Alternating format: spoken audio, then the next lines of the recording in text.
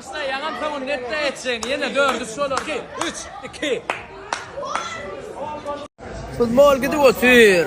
Fransa alacak belli doğru ama. İyi çalsan, iyi çalsan, iyi çalsan. Bir Yakup ağam bilen birlikte bir Messi diye. Ayda ya. Bir Messi. Düşünüyor musun? Oyuncu Messi. Onluk ne böyle biliyor musun? Sen kadar normal olur. Normal. Yağda 10 numara değil ha. Kim bunu aydı? Fransa diyenler. La çekik koyuyor beyler. Öğrenin bir. Messi. Şu 50 medallar aldı. Bir şampiyonada malları kilo oturdu. Şundan sen Fransa'ya kayıttın da şey.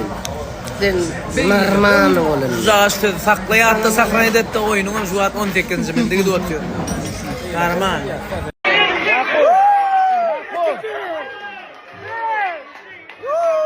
Tatiska! Beyne Polman'ın nemedi!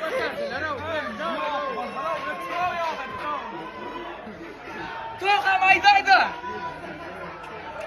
Toka maydaydı! Sağ ol Bratiska!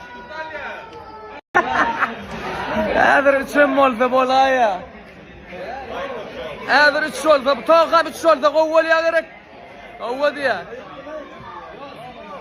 يا قمشان أي دايو نغاغم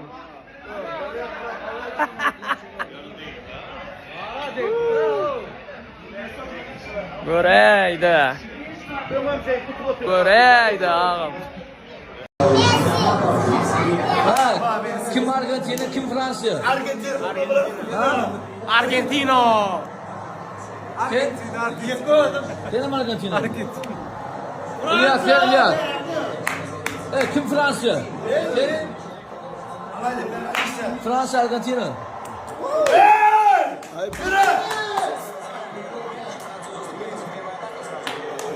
Sen kime? Argentina. Argentina şampiyon. Kaybın ha, Adatçan.